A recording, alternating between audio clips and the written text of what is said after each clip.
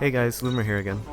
So this is actually the first deathmatch game that I played in the final release, and I actually didn't even realize. You notice I was kind of running around and I didn't notice my pursuer there. I wasn't expecting her to be there because I thought we were still playing Wanted. This was the first time that I've had a lobby that's voted to change modes instead of change maps. It's a pretty rare thing, so I wasn't even really ready to be playing deathmatch in the beginning. Anyway, so this is a game on one of the new maps. It's the one I can't pronounce at all. And if anyone knows how to pronounce the name of it, okay, you get a drop kill right here, which is great because that's like the perfect height to get a drop kill, is on this structure in the middle here. Right, so if anyone knows how to pronounce Ippokratous or whatever, I don't know. Anyway, that's this. This is that map. And it's pretty cool. Deathmatch in the final release is pretty much like it was in the beta. It's really fun. It works really well with the reverse detection meter and everything because it's in a lot of the maps, as you can see in this one, the action is confined to basically two kind of large open areas, so it's really easy to build up your detection meter. You don't have to worry about them running away or roofing a lot because there's nowhere to really go. You say you got a ground finish there, and like I mentioned before, ground finish counts towards variety now. Okay, I have no idea why I did not get the stun there. I'm rewatching it and I literally have no idea what was going through my head because I would have thought I was running up to stun her, but I guess I wasn't. I was just completely oblivious. I might have been looking at something else. Anyway, so I'm still fairly low level, so I'm rocking Disguise and Bodyguard, which is a new one. And you'll notice right here, this is kind of interesting with the new lock system. You might want to rewind it, but you'll notice I locked onto the Vizier, but it actually turned the champion into the Bodyguard. And that was kind of...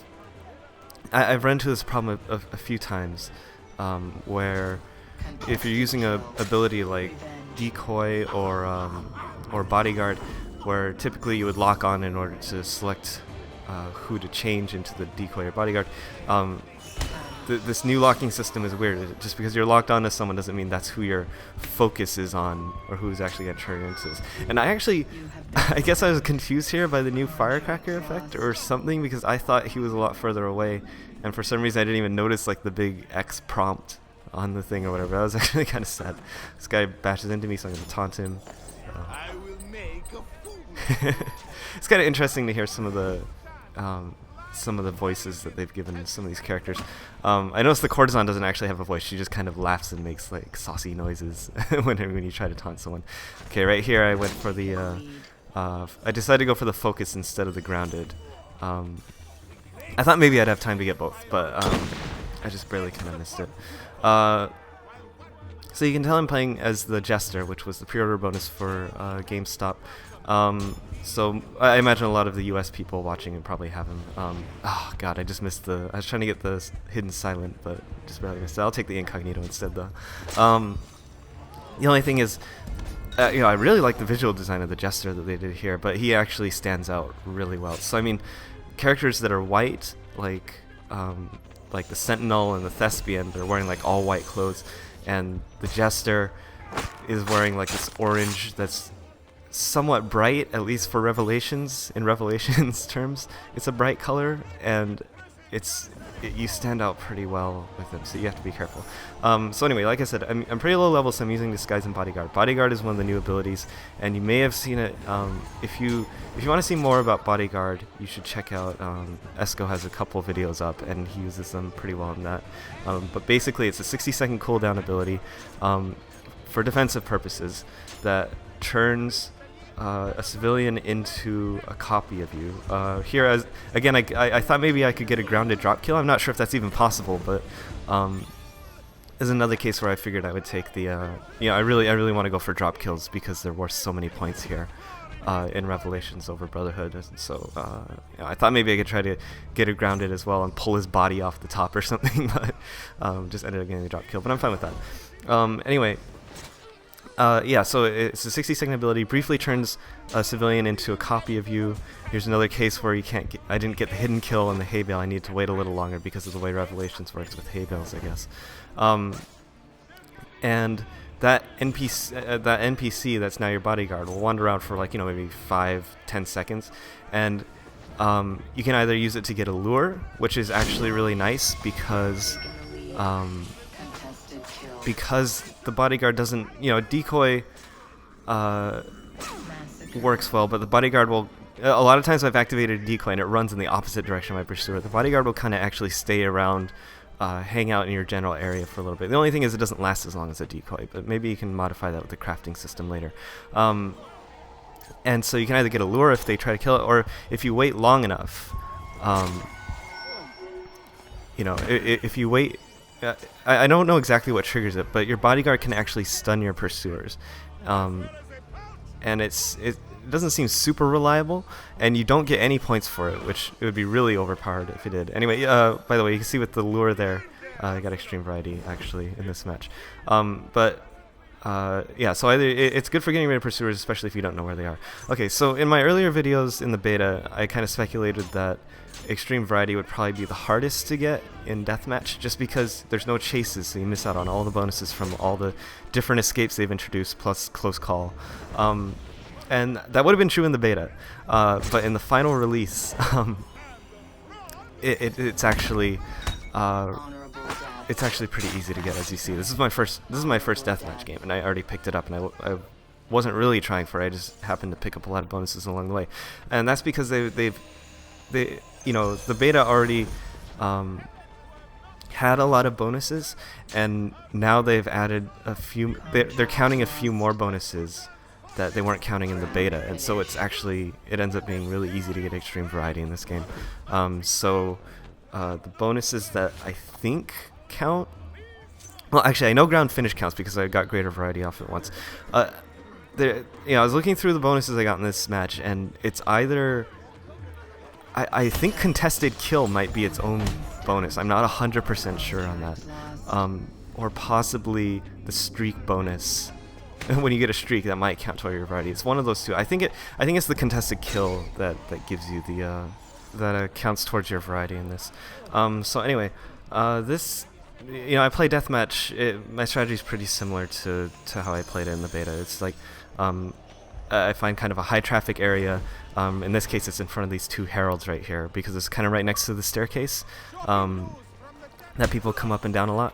And so, and if you wait there, your target will eventually usually come towards you, and by the time they get to you, you've built up to at least a silent, and so you can get a silent hidden kill out of that, and you're still staying blended, so you're not immediately obvious kind of to anyone who's going after you.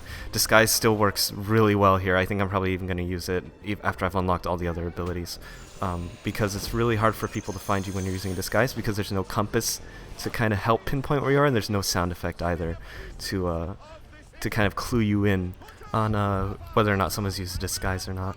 Okay, so I snag a kill here. I was trying to get into the blend group, but I didn't realize that the two groups were separate like this. This is a fun little sequence event. So I have 3 pursuers. My bodyguard goes after, stuns one.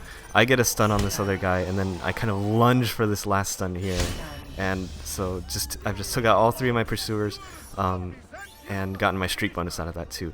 And here I'm going to duck into the hidden group again, and it's like I said before, this is a really high traffic blend group area, so I was able to quickly build up my meter to silent because he was so close to me. The meter fills up really quickly when they're that close to you, you probably notice, and I was able to get a hidden silent kill out of it, which works out really well on this map. I do want to point out that in this in all the matches, the new music, the soundtrack that they've added for the multiplayer is really awesome. It really enhances the game a lot. I'm really happy with the way that turned out. Okay, here's a crappy situation. I'm in the middle of my kill animation with the cinematic angle and everything, and the game interrupts me to have this guy kill me instead. It's really frustrating, but I mean, what can you do? One other kind of annoying thing, this is totally unrelated to what I'm doing in the game right now, but has anyone else noticed that with these cutscenes that they've introduced for the multiplayer, that they happen like as you're starting up a match? And when that initially happened, I was like, oh, okay, I'll like take the time to watch it. But when it finished, my my game was already a minute in. Like, I had just been wandering around the map for a minute, and I was just like, wow, really? Like they can have. I was really surprised they didn't have a better system for that. It seems kind of like a bad idea to to interrupt someone's gameplay in order to show you the cutscene.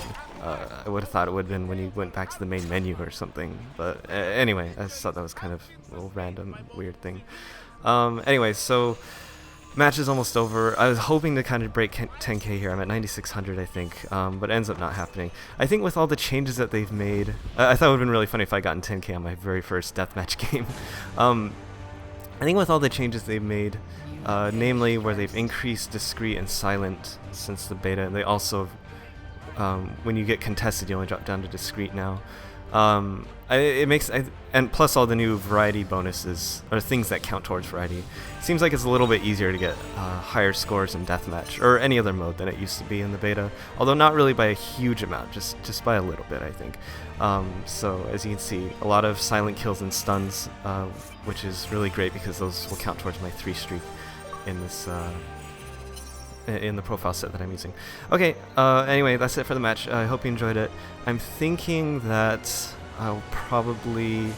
I think for my next videos I'm going to try out the new modes, so there's Steal the Artifact and Corruption are kind of the two that I'll probably be taking a look at. So just look out for those in the future. I'll see you soon. Bye.